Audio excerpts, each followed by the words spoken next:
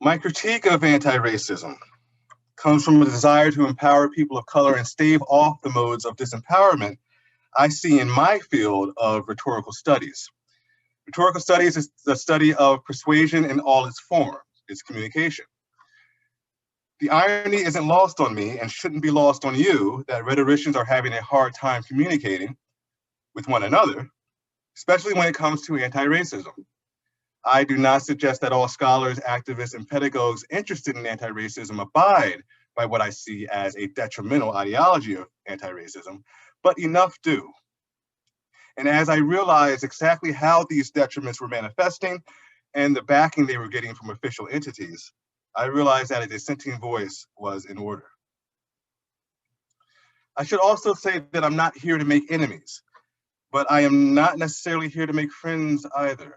I abide by Parisia, a quasi-rhetorical concept denoting a commitment to speaking the truth no matter how inconvenient it may be for myself and or my audience.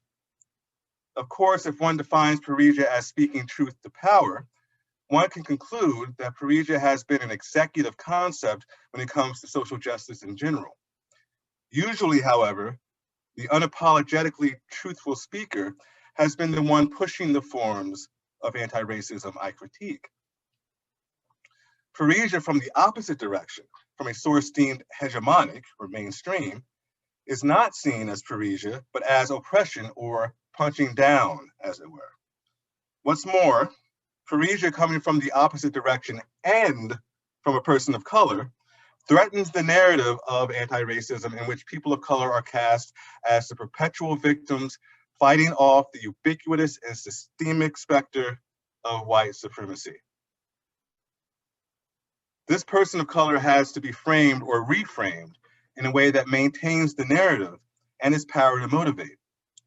Roland Barthes called this phenomenon identification.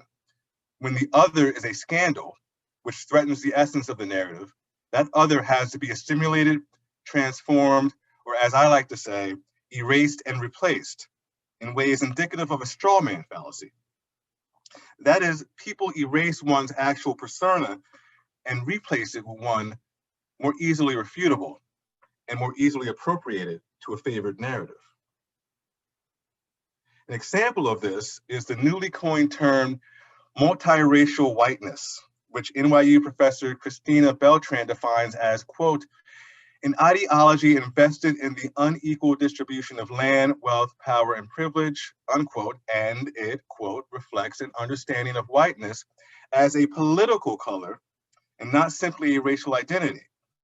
A discriminatory worldview in which feelings of freedom and belonging are produced through the prosecution, or persecution rather, and dehumanization of others, unquote. Nicole Hannah-Jones of the 1619 Project furthers this concept when she said in a 2020 tweet that there is a difference between Black people and politically Black people, a term she refused to adequately define, but a term that can be inferred as a person who sees racial identity as an essential and primary aspect of one's being. After such reframing, the Black hegemonic force that has caused so much dissonance in its threat to the narrative finally makes sense. That person of color in question is just another version of the colonizer.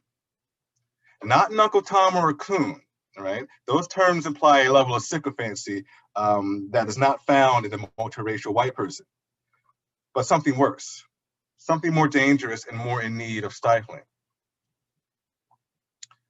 All the while, I, for example, simply want an anti-racism that does not necessitate victimization and at times infantilization or learned helplessness in people of color. I want an empowering anti-racism that provides or maintains racial dignity while encouraging active and deliberative engagement with the social and material realities of American society. Thus, I want to promote anti-racism framed in a theory of empowerment. Before I get into what that is and what it can look like, I want to get more specific about what I see as a problem in contemporary anti-racism in the first place. I believe anti-racism suffers from a primacy of identity that consists of 4 parts: a narcissistic embrace of lived experience as a primary ethos in epistemology, a tendency to essentialize people of color, a demonization of critical inquiry, let alone all-out disagreement, and last but not least, a neglect of fundamental aspects of rhetoric like context and audience consideration. The primacy of identity is coupled with what is called prefigurative politics, a politics in which people try to perform the world they are simultaneously trying to bring about. Prefigurative politics is not a problem if coupled with strategy and concrete planning. Unfortunately, the real-world strategies necessary to actually accomplish that world are often neglected by those willing to settle for comfort or make-believe. The prefigurative bubble can be a conference, an institution, a department, a club, in which modes of behavior indicate a societal structure that is not reflective of social and material realities, and not able to bring about real change because activities are done less because they will affect change and more because they feel good. In my recent book, A Critique of Anti-Racism in Rhetoric and Composition, The Semblance of Empowerment, I talk very little about critical race theory, henceforth I'll call it CRT, which is a theory derived from critical theory and legal studies that combines social justice activism with critique of academic, social, and classically liberal norms that are seen more as the problem than as the solution. CRT in general has a handful of tenets: interest convergence, racial realism, intersectionality, that seem to inform many anti-racist pedagogies and trainings. I forego discussing CRT because I think a primacy of identity is an antecedent to the embrace of applied CRT. Now, I want to be clear that CRT has made positive contributions to the issue of race, especially when it comes to intersectionality and noticing institutional roadblocks to success. However, it turns into something else when seen through a primacy of identity. Through a primacy of identity, CRT turns into acts of divisiveness that all but squelch diversity and inclusion. The primacy of identity comes from an insufficient fulfillment of personal and interpersonal empowerment, which may be the residual effects of the following. There is what Dr. Joy DeGroy calls post-traumatic slave syndrome, a condition resulting from the fact that, quote, slavery yielded stressors that were both disturbing and traumatic, exacting a wound upon the African-American psyche that continues to fester, unquote. Also, a rhetorical embrace of the religious trope of the downtrodden and meek inheriting the earth was an early, understandable, and effective tactic of Black survival that still resonates today, irrespective of contextual prudence. Then there is a kind of anxiety Shelby Still has called integration shock. The initial anxiety of finding oneself within a new discourse, a new interpretive community, in which a perceived lack of self-efficacy in such a context is disguised as righteous defiance of innocuous norms and expectations. For those drowning in the miasma of post-traumatic slave syndrome, integration shock, and victimhood, the primacy of identity may ensue, rendering CRT a timely buoy that floated along and could, in turn, keep them afloat. One can safely assume that, based on my words so far, I agree with John McWhorter's recent assertion that many of the loudest voices in woke Black culture suffer from a distinctly Black insecurity. On a February 7th Substack article, McWhorter writes, quote, "The reason a Black person engages in this kind of inquisition is not ill will, and it isn't stupidity, it's insecurity.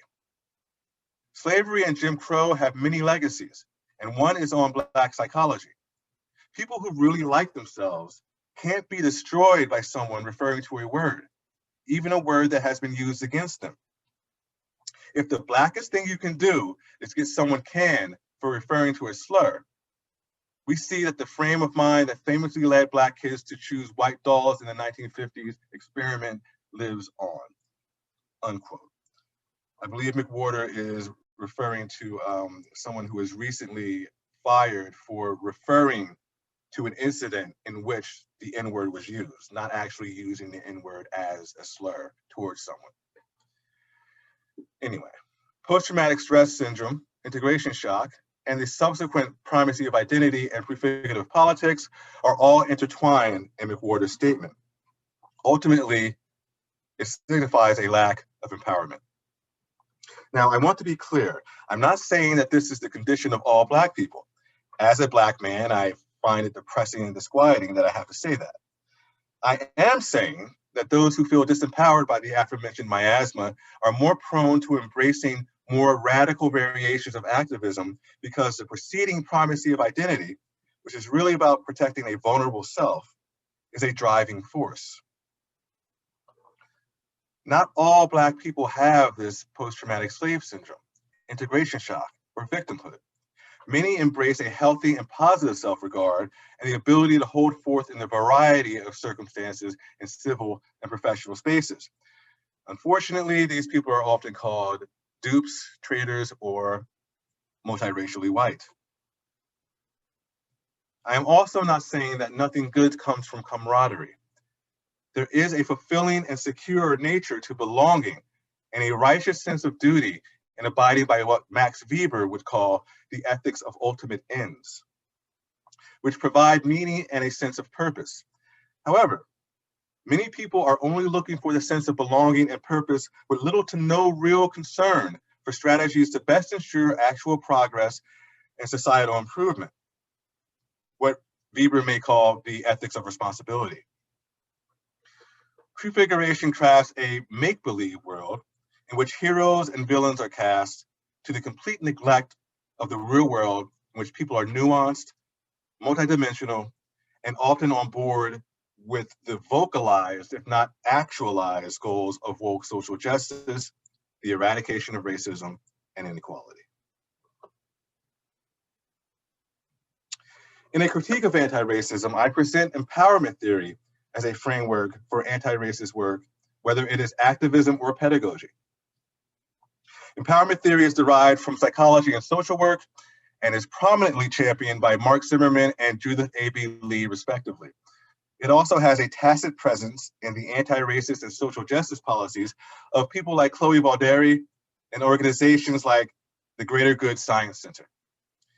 Also, empowerment theory has apparent overlap with the emotional intelligence put forth by Daniel Goldman, George Kohlreiser, Vanessa Druskat, and Richard Boyatzis. The work of Ronald Heifetz, Marty Linsky, and Donald Lurie in leadership studies also has relevance. Empowerment theory has three components: the intrapersonal, the interactional, and the behavioral. One needs all three components to be truly empowered. One second.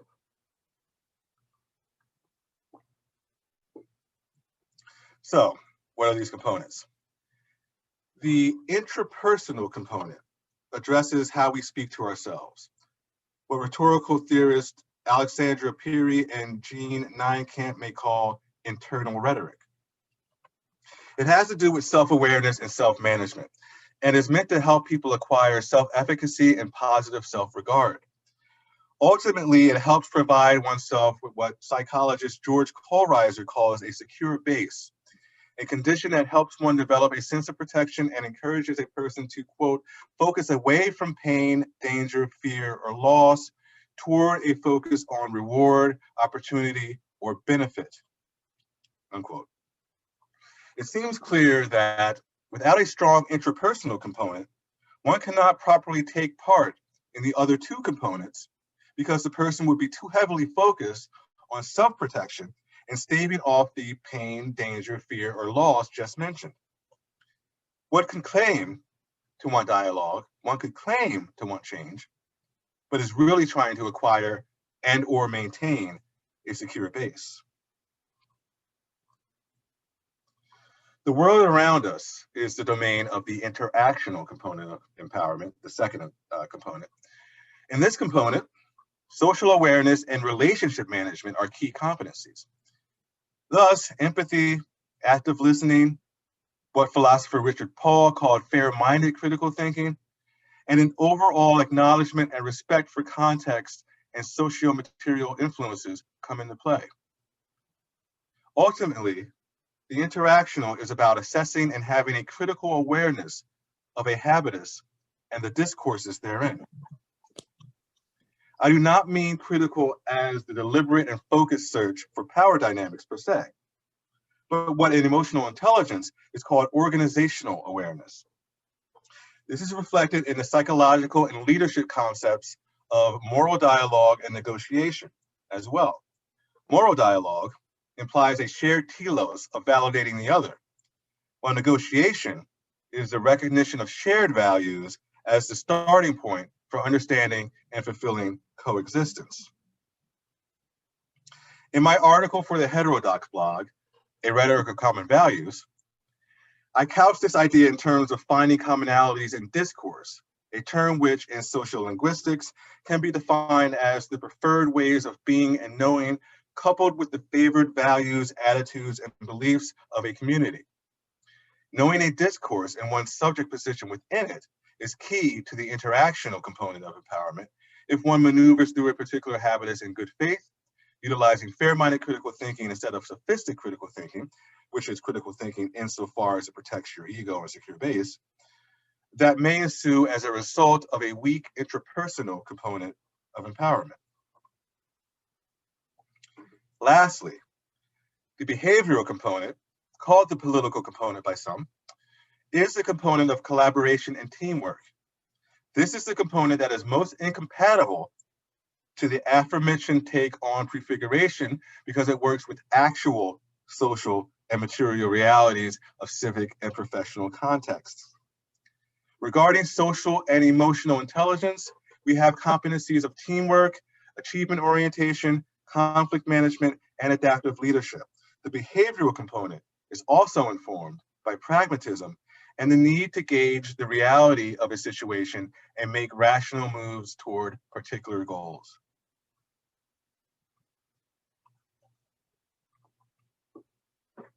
Speaking of pragmatists, specifically John Dewey, if we were to apply the pedagogical imperative to empowerment theory, it may look a lot like what's called problem-based learning, and I'll refer to this as PBL as well throughout the rest of the talk. This is a pedagogy, a pedagogy that is student-driven and focuses on engagement with real problems from real stakeholders.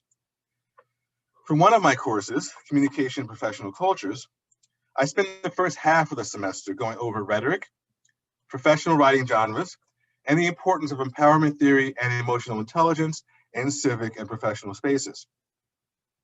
Then all that is put into practice as students are prompted regularly to practice mindfulness and metacognition, the intrapersonal, understand context, including themselves, stakeholders, and their stakeholders, the interactional, and work together as a team to discover and convey a solution, the behavioral.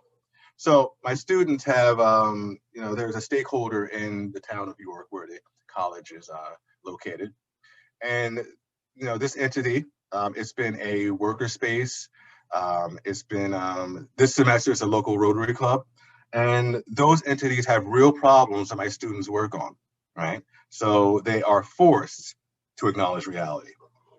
And if they are in a prefigurative bubble, they better get out of it. PBL does several things.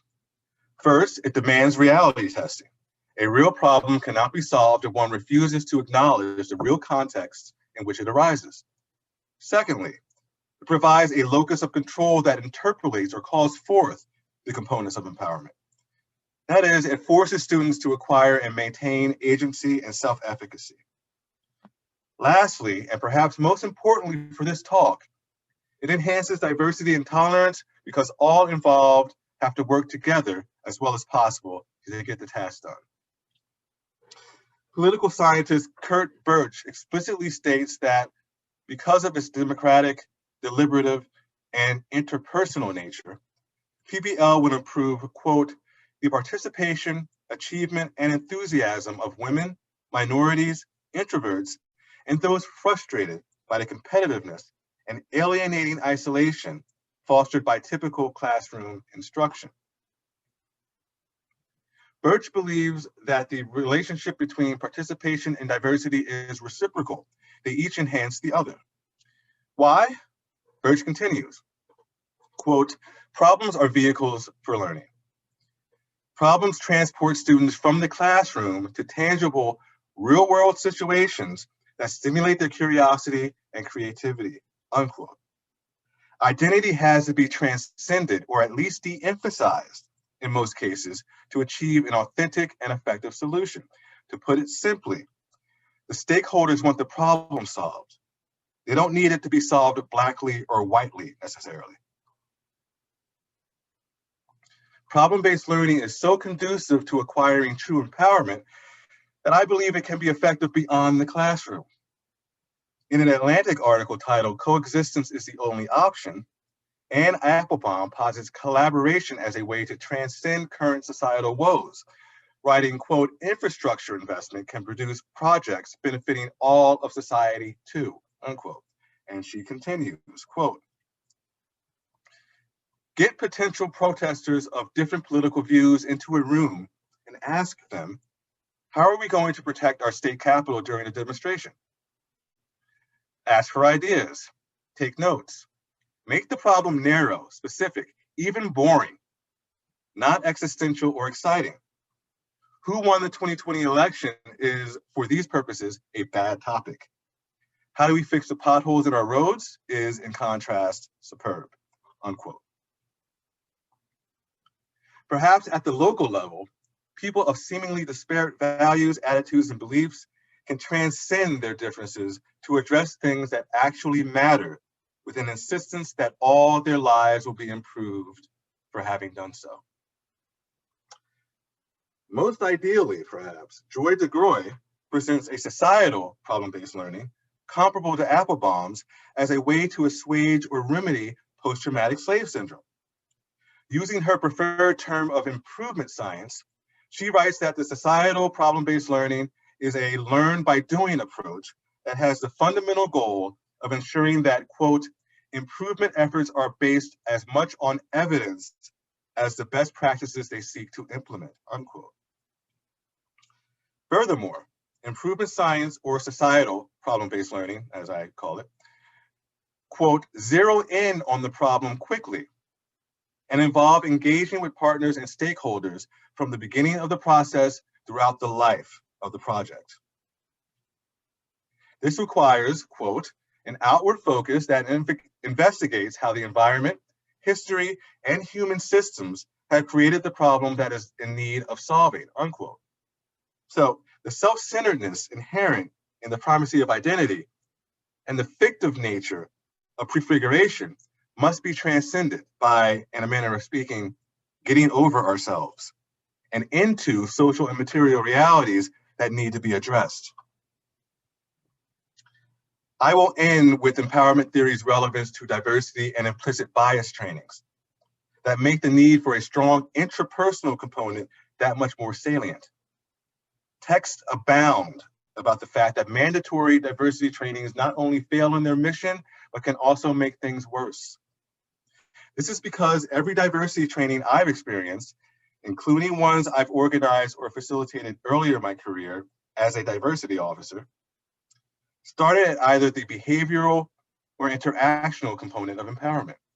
They all skipped the intrapersonal component, the one that prepares one for fair-minded critical thinking, organizational awareness, and coexistence in the first place, as well as obviously teamwork and getting things done.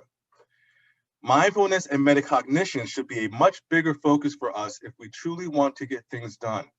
Otherwise, we may remain in our prefigurative bubbles, running on metaphorical treadmills and getting nowhere.